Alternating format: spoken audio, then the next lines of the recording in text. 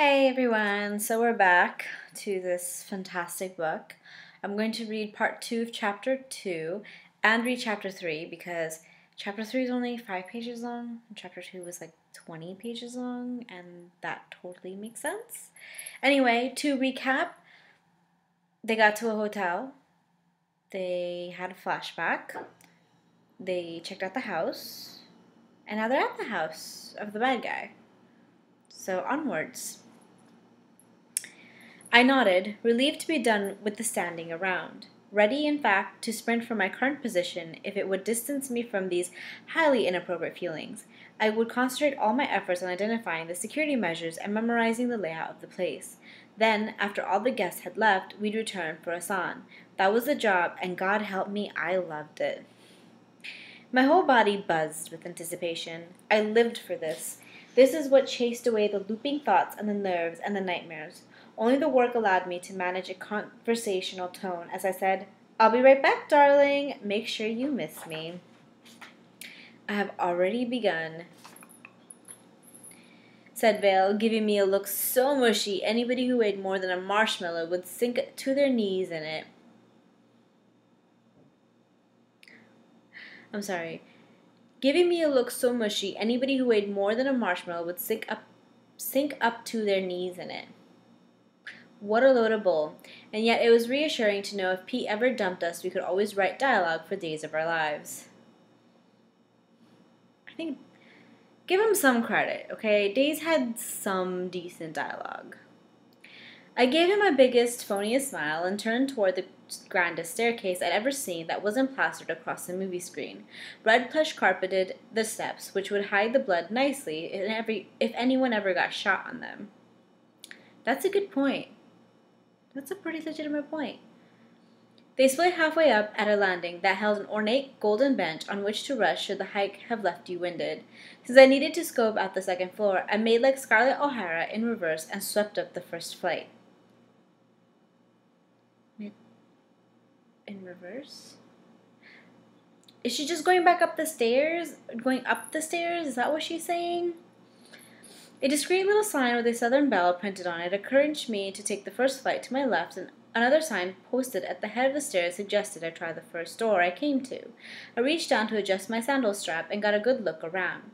At the top of the stairs, a sitting area with couches draped in white silk and a matching oversized ottoman separated the ladies' bathroom hall on my side from the men's bathroom hall on the other side. The hall on my side narrowed, running past the bathroom and 4 other closed doors, 2 on each side, before turning the corner. A quick stroll to the other side as I pretended to enjoy the view showed the exact same layout. I know she described it, but I can't see it. I walked back to the ladies' bathroom. As I opened the door, I looked over my shoulder. I'd already identified which of the guests were actually Hassan's goons in disguise. None of them were looking because Vale had chosen that precise moment to drop his glass. So I moved down the hallway, trying each door as I passed, finding them all locked. At the end of the hall, I turned right, because a left would have taken me downstairs, and from the sound of it, into the kitchen. This hall contained a long bench on one side and a bank of windows on the other. The view must have been spectacular during the day, as, I suppose, it looked out on several acres of lawn. The wall behind the bench had a rectangular spotlighted painting of a whole passel of naked Egyptian serving girls bringing gifts of gold, food, and wild caged animals to the pharaoh, who looked ecstatic to see them all. There are a lot of benches in this fucking house. I'm going to move on from that thought. There were no stairs at the other end of this hall, just a huge oval mirror with the fancy gold frame. I shared a troubled look with myself as I recalled the brownout I'd just experienced. The thought made me nauseous, so I turned it away, forced myself to concentrate on the job. The job, I whispered, until I realized that I was doing it and bit the inside of my cheek. I turned right at the mirror and, as expected, found myself in the men's bathroom hallway. Again, I encountered 2 sets of locked doors. At the men's room, I made as if to go in, pretended to realize it wasn't the room I wanted, and feigned embarrassment as I hurried past the front sitting area to the women's bathroom.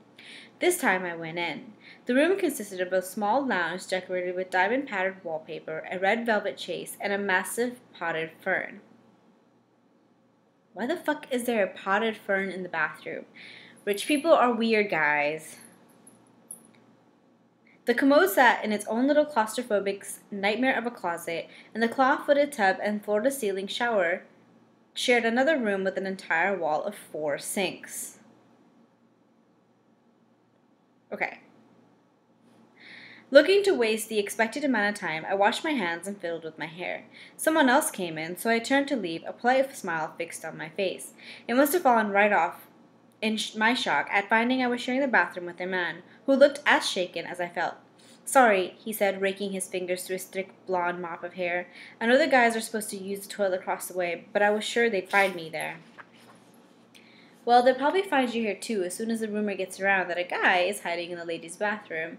I studied his face as I spoke and immediately liked what I saw. He had that fresh out of college look that made you think maybe the world's just not a pit after all. They should totally not see what fresh out of college looks like for Staten Island.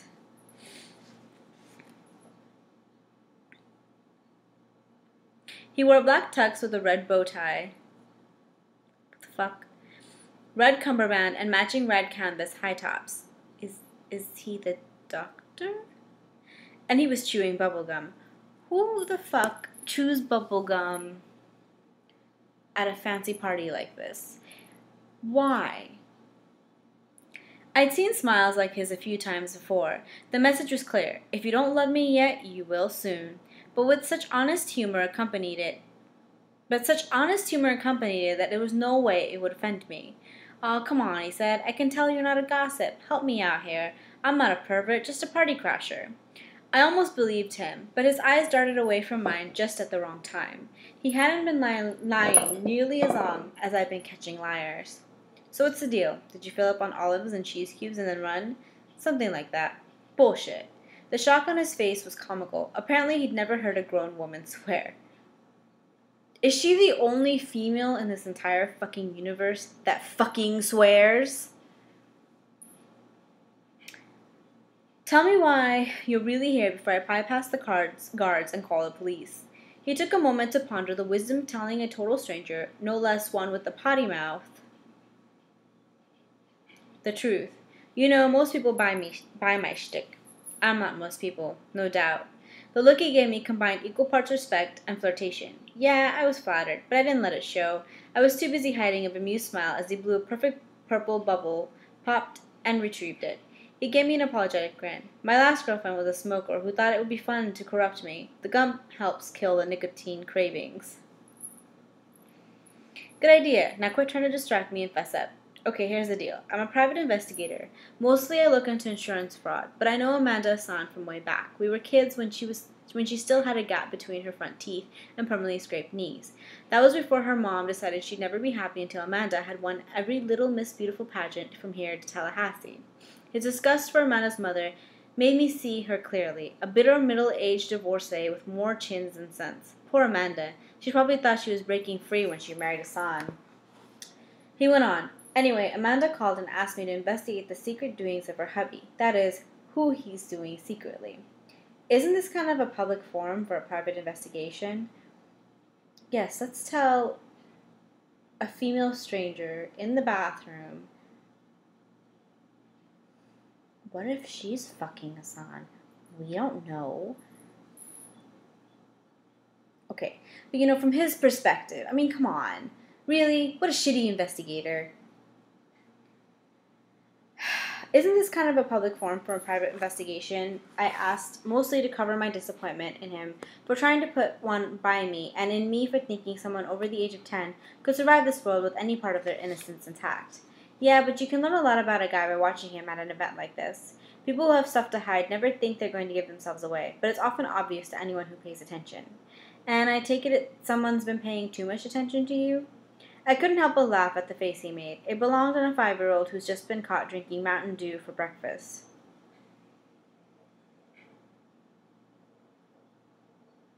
"I screwed up royally," he admitted. "Hassan noticed me having a conversation with his wife a few minutes ago, and now his goons are chasing me all over the house to find out why. It must have been a pretty intense conversation." She was crying. "Amateurs." "All right," I said, "let's get you out of the house, shall we?" His eyes lit up like I just promised to buy him a pony for his birthday. What is up with these children? Like, metaphors. You want to help me? That's great. Oh man, I can't thank you enough. The grin resurfaced. You like me, don't you?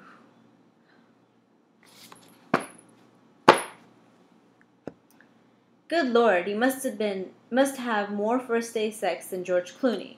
Yeah, that's why I'm helping. I find you absolutely irresistible.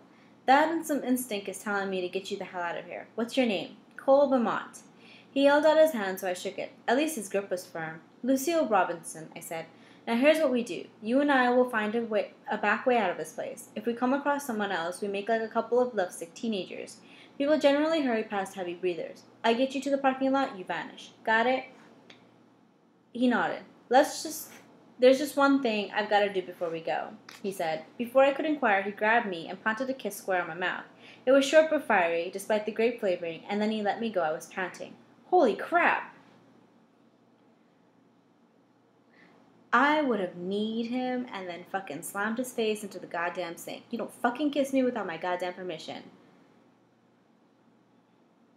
He smiled, not at all apologetically, and said, I've wanted to do that ever since I saw my first Bond movie. I nodded. Well, you have an excellent timing. Now shall we go? He gave me a courtly bow. After you, madame. I opened the door, scanned the area, and closed it again. Goon at the bottom of the stairs making his way up, I told Cole. Change of plan. You wait here while I divert him. As soon as his back is turned, go down this hall, take a left, go straight down the stairs to the kitchen and outside. Got it? To Cole's credit, he stayed nice and calm. Got it. I wrenched the door open and stepped into the hall. Cole's goon was at the landing. I started toward the stairs, timing it so he'd be 2 steps below me when I tripped into him. Will Ferrell couldn't have done it any better. I squealed to get his attention, my hands flew up, though I made sure to keep a tight grip on my back, and I fell right into his arms, turning him as he caught me so his back was to the bathroom. I gasped and babbled long enough for Cole to sneak out of the bathroom and down the hall. Oh, thank you so much, I told the guard, straightening his jacket and dusting him off as I dumped a bowl of baby powder on his shoulders.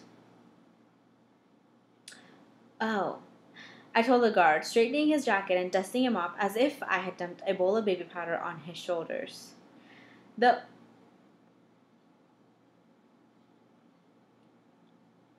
You can't dust baby powder off somebody if you dump it on someone. Trust me.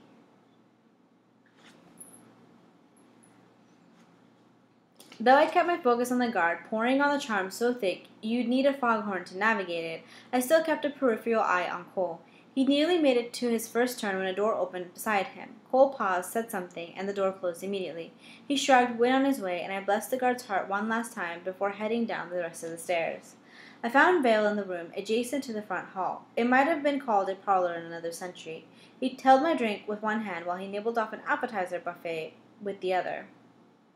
Darling, he said, you must try this pâté. I think it's the best I've ever tasted. I smiled, took my glass from him, and headed toward the end of the cloth-covered table.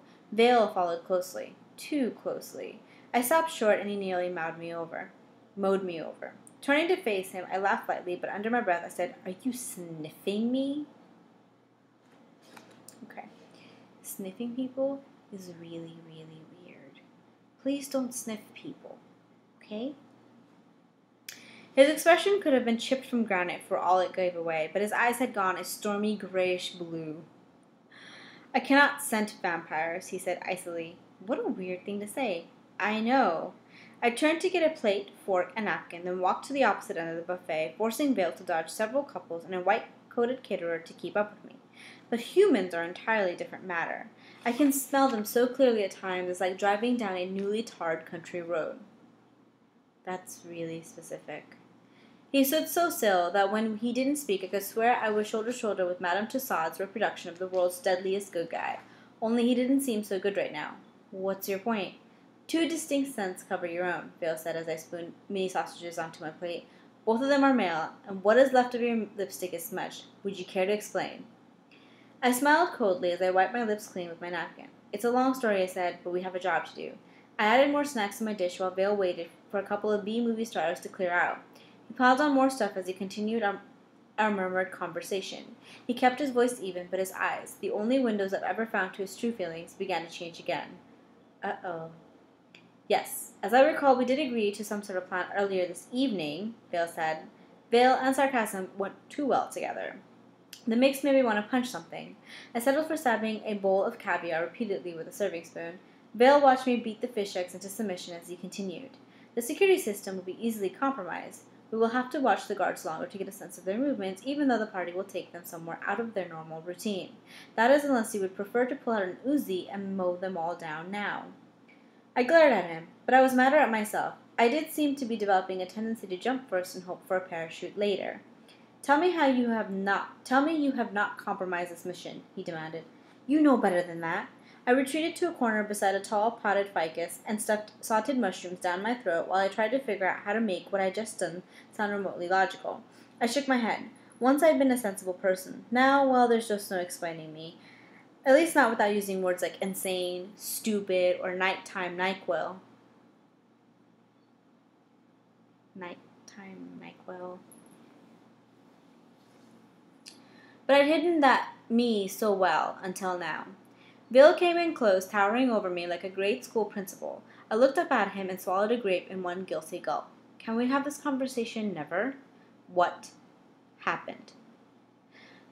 So I told him everything, start to finish, and damned if it didn't come out sounding like an episode of Nancy Drew. So, do you make a habit of kissing strange men in bathrooms? Is he jealous? Vale's eyes had darkened to a jade with swirling gold flecks that made me slightly dizzy. So his eyes can be gray, stormy blue-gray, blue, emerald, jade. Isn't jade green? Black. It's a lot of colors. When I didn't immediately reply, he added, because it certainly was not mentioned in your file. What is it about the people who know you best? You never reveal to them the secret location of your make-me-crazy buttons, and yet, like toddlers at preschool, they root them out and push them repeatedly. Mine are directly connected to hand grenades, so as soon as Belle finished speaking, I heard the telltale clatter of a pin rattling to the floor. My file? I wish it was in my hands right now. I'd smack you over the head with it so hard, your bell still be ringing next Saturday night. I'm sorry.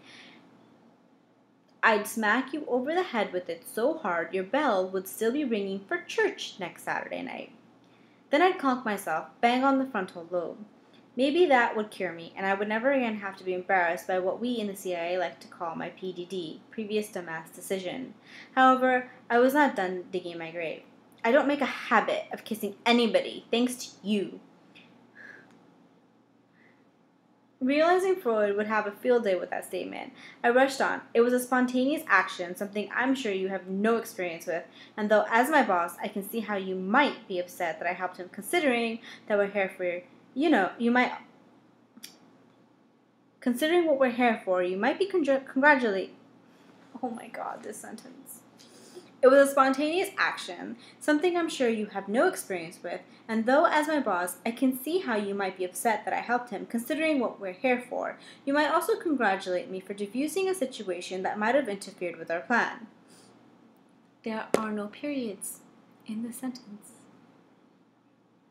And truly, part of me wasn't sorry. Cole's safe was a good thing, for him and, though I couldn't explain why, for us. As for the kiss, I hadn't just allowed it, I'd participated enthusiastically, because... ellipses. Why would I do such a thing? The answer came into my head like a soft wail of an old widow.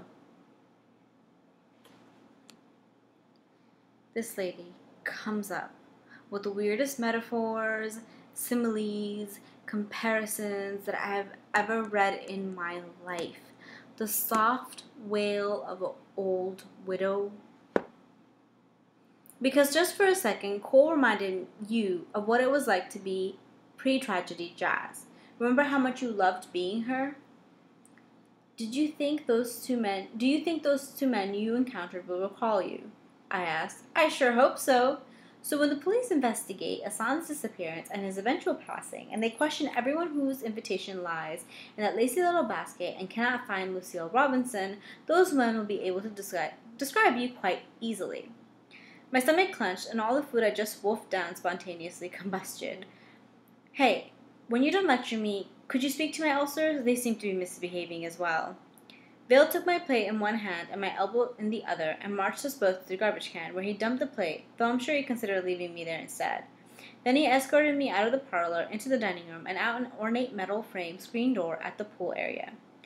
Vale, I know you haven't lived in America long by your count, so I'd like to just point out that the bosses don't generally drown their assistants when they're screwed up royally.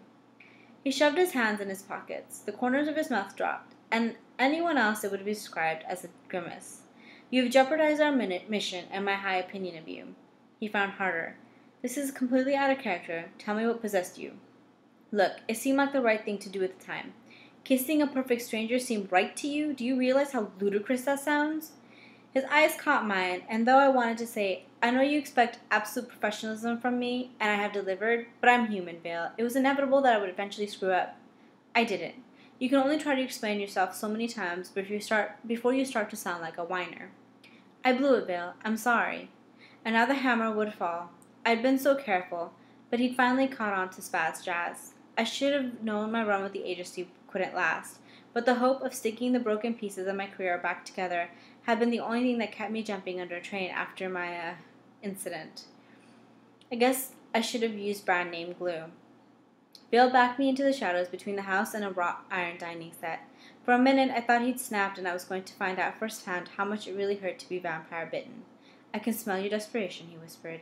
It is like burnt metal on my tongue. But above that I sensed determination, courage, the instincts of a predator, and the skill of a master. It is a confusing combination, Jasmina. Can I trust it? What? It didn't take me long to move from any strong emotion to pissed off. Mom used to blame it on the red hair. I guess the shrink would have had a different theory. But suddenly I felt like wadding up the last 6 months and shoving them down his throat.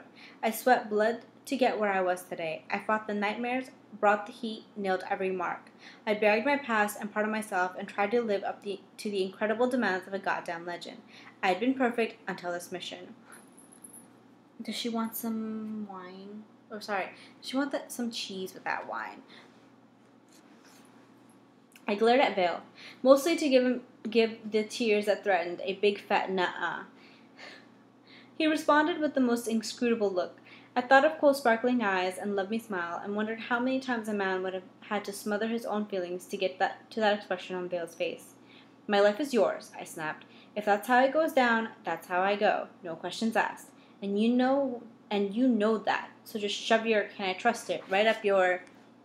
That's not what I mean, he said. Okay, now my brain's going to melt. What else could we be discussing? I heard a bell ring and noticed people begin moving into the dining room. Though I felt like I'd been shoved off a train in Siberia during a blizzard, Bill's short nod signified he'd made up his mind. Will you join me? I knew he wasn't just talking about supper. I wanted to say no, let's do this another day, when I'm not shaking like a strung-out crackhead. Instead I nodded, tucked my hand into the crook of his bent elbow, and allowed him to escort me inside. Lucille's smiling face met those of the guests who'd begun to gather in the dining room, and not one of them guessed that behind the facade looked a hired killer. So Chapter 3. Hope something happens. Chapter 3. I'll say this for me, even when my insides are twisting like a contortionist in the Cirque du Soleil, I do know how to focus. By the time I reached our seats, Lucille Robinson had taken charge. She took real pleasure in her surroundings, enjoying the granite-topped table, the gold-rimmed plates, the enormous vases, pronounced vases, my dear, bursting with pink and white tulips. My seatmate told me that the nurseryman got them to bloom so early by faking them out, making them think they'd spent an entire winter underground, when in fact they'd only spent 6 weeks in the cooler. The word for the process, she said, was forced. Those gorgeous flowers reminded me of Amanda Hassan as I watched her negotiate her way through the meal. Why did we need to know this? Nobody cares. She ate $5,000 worth of French onion soup, Caesar salad, chicken parmesan, and coconut cream pie, all the time making pleasant conversation with my table mates, who, after a word with Vale, would never remember me in the morning. Not long ago she'd been crying on an old friend's shoulder. Now she wore a catalog model smile. When the white apron servers cleared the last dessert plate, Hassan suggested we all move into the ballroom. Vale leaned in and murmured, I saw it when I was looking around earlier. This is where you get to guess what is behind door number 4. A new Corvette? No, but probably just as expensive. We moved out of the dining room across the hall to a pair of custom doors decorated with an intricate scrollwork and generous amounts of gold leaf. Two muscle-bound doormen led us into the room that made the guests gasp. The ceiling set the theme for the entire space. Half-dressed nymphs danced across the field of flowers, while studly young princelings looked on from beds made of silvery white clouds. I suspect the artist to be the direct descendant of Michelangelo. The burnished gold walls sported enough detail trim to keep an army of plasterers busy for 6 months. The wood floor was so dark it was almost black. Two long tables set with punch bowls and crystal glasses sat along one wall underneath oversized windows dressed in black velvet. Another wall backed a miniature orchestra, its members dressed to match the curtains. As soon as the door opened, they began to play, and the song lasted until all the guests had entered. Amid applause for the musicians, Azan stepped up to a microphone. "Notice the dark-haired man in the shadows just to Azan's left?" Vale whispered. I nodded, and we shared a moment of unspoken communication. When the time came, taking out Azan's personal bodyguard would be my responsibility. "Thank you all for coming," said Azan, his voice echoing weirdly in the enormous room. You are the reason so many young children have been given a second chance at life." He went on, but I stopped listening. So steamed by his BS, I'd begun to consider how I'd kill him if Vale gave me the chance. But those daydreams ended abruptly as my nose twitched and my scalp began to tingle. "Jeremy? I tugged on his sleeve so he'd lean down, bringing his ear within an inch of my lips. "There's another vampire in the room." It seemed weird to be the one, of the two of us, who could sense this, but vampires are completely close to one another. I imagined a made-up, horrible relationship. "Find him." I focused on the scent, a rotten potato kind of odor that made my head ache. Most vamps who aren't trying to blend in smell vaguely of the grave. Those who do attempt to live by the society's rules gain something extra. Some call it a soul, though I don't see how you could prove it. All I know is Vale's scent reminded me of an aspen ski silk. The other guy, decay. When the vampire slithered his way to the front of the crowd, I knew it was him. He wore his nutmeg-colored hair long, past his shoulders. His eyes, are a piercing sapphire, as cold as the Bering Sea, kept him from looking girlish. His blue pinstripe suit fit so well at least half the guests would be asking him for the name of his tailor before the evening ended. But it didn't look as though he meant to stay. He caught Azan's eye, signaled him with a slight nod, and suddenly our host couldn't get away from the microphone fast enough. "Excuse me," he said. "I'm afraid that duty calls. Please enjoy the rest of your evening, knowing that, even tonight, your generous donations have helped make an unfortunate child whole again." I caught myself short of a full-blown snort. I murmured, "If he's going to put some poor kid's face back on straight tonight, I'll do the hula." "Lovely dance, that. The story is all in the hands. I did not know you knew Vale. I was kidding." "Oh." Tightening of the lips. Translation. "Crap. When am I going to leap into the 21st century and get with their damn humor?" Jerk of the head. Translation. "Obviously not today, so let's get on with the job, shall we?" This guy's been living for 300 years. Why hasn't he evolved with the times? Why? Vale's power generally hovers at the edge of my senses like the fog above a mountain peak. When he kicks it into gear, I feel it in the different ways, depending on his intentions. Just now, it slid over me like silk pajamas. Yummy. We're going incognito. Vale moved to follow the men. I dogged his heels, staying within inches of him in order to fully benefit from his magical camouflage. No one even glanced at us as we passed, and most of them couldn't see us even if they tried. We trailed Hassan and his vampire friend into the part of the foyer that wandered underneath the stairs. Hassan's vamp couldn't sense me here either, not as long as I shadowed Vale. We crouched behind a huge statue of a naked guy and listened in. Okay, the gleaming black marble butt in my face distracted me slightly, but I'm still a pro, so I did hear the highlights. "Well," Hassan was saying. "Yes," the vamp replied. "The virus is nearing its third stage." My stomach clenched at the word virus. Hassan bobbed his head happily. "So are we ready for the final test?" The vampire nodded, pushing his hair away from his face in a way I found chilling, because it was such a graceful gesture. The worst monsters are always the prettiest. As they highlighted in Twilight. "I wish we could do it tonight," Hassan ventured, but the vampire shook his head. "No, we must follow the plan. We must verify the lethality of the virus before we make the final transfer. And then, the vampire said indulgently. Hassan's grin would have fit better on a shark, and then the purge begins. The vamp flashed his fangs in ecstatic agreement. He looked at his watch. "Svetlana and Boris arrive in 30 minutes. We should go." Vale and I traded looks of dread. I jerked my head toward the surgeon and his undead friend and raised my eyebrows. "Let's take them now. Try to make them talk before the virus can be unleashed." I badly wanted to grab the bastards and bang their heads together. Vale shook his head. I knew what he was thinking.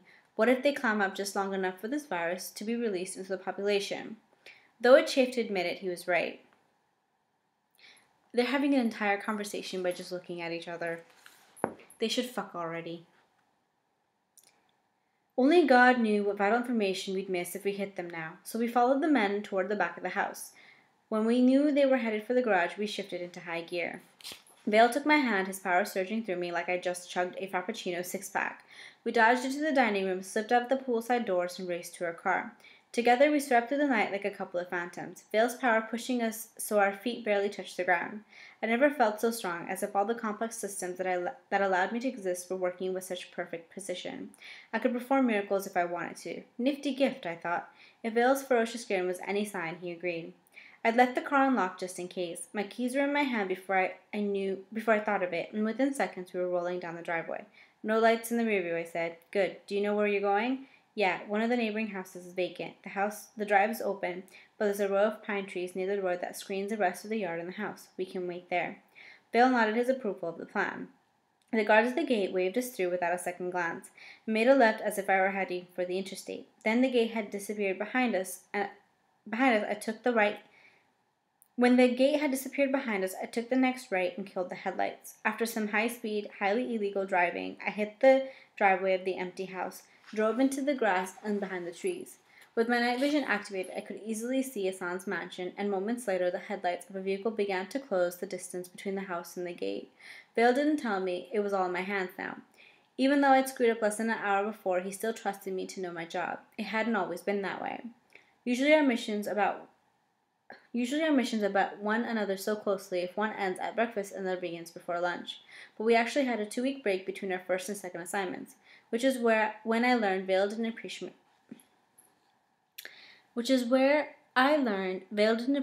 my driving style. Is it really necessary to have a flashback about something so inanely stupid right now? We will practice, he denounced when he discovered we'd have some downtime. Crap, so much for visiting Evie. Every night you will meet me at the parking lot beside the office building and we will drive. I'm an excellent driver, I informed him, trying hard not to sound like Dustin Hoffman's character from Rain Man. I finished top of my class. Class is never the same as life, Phil said, his voice level but his eyes snapping. So we drove. Every night, everywhere. Unlike some of my training experiences, we didn't tail other agents. We followed the mayor, we deliberately ran red lights and stop signs, and then lost the cops who chased us afterward. Vale identified a couple of local vamps who needed to be taken down a peg, and we practiced the old pit maneuver on them and their drivers. I had been good, I got better, and the intensity with which Vale had approached every aspect of his job began to rub off on me. The intensity fed my awareness now as I pulled back into the street. Following taillights is easy in low traffic area like Hassan's neighborhood, but it got more challenging on the interstate. But Hassan's vehicle, an extended cab Dodge Ram, the color of strawberry Pop-Tart filling, was tough to miss. That is so fucking ugly. Why is everything in this book so ugly? Too bad this virus bombshell blown our original assignment to shreds. I could have taken his truck out on the interstate and no one would have known, no one would have known it wasn't an accident. 25 minutes later, we'd followed the Pop-Tart truck to an abandoned Air Force base. As soon as we could, we ditched the car and headed toward a congregation of forlorn buildings gathered in the empty campground. A few hundred yards from Hassan's truck, we grabbed cover among the jungle of shrubs and tall grasses that edged one of the base's old helipads and watched the two men exit their vehicle. The vamp leaned on the hood while Hassan went to an electric pole, where he fiddled inside a large gray box. Seconds later, a ring of red lights came on, and less than 5 minutes after that, I heard the rhythmic thump of a helicopter blade spinning overhead. I tensed with expectation as the copter touched down, and a couple, one large, one small, wearing black jumpsuits, hopped out. Why not just say two people? Couple. They crouched low as they hurried toward Hassan's truck. Moments later, the helicopter flew away and our 4 subjects made their own exit. I sat in the weeds and watched them go, trying to come to some practical conclusions. Okay, so we have 2 new vamps named Svetlana and Boris arriving the night before the final test of a virus that mutates and is capable of project deaths. Hey, maybe it's not all that bad. Maybe the Russians are computer geeks and the virus is just a big bad worm. I wish. I really, really do. We gave Hassan his buddy and the Russians just enough lead time that they couldn't see us as we pulled out behind them, and hoped their next stop would lead us to some answers that didn't include the phrase, end of the world as we know it.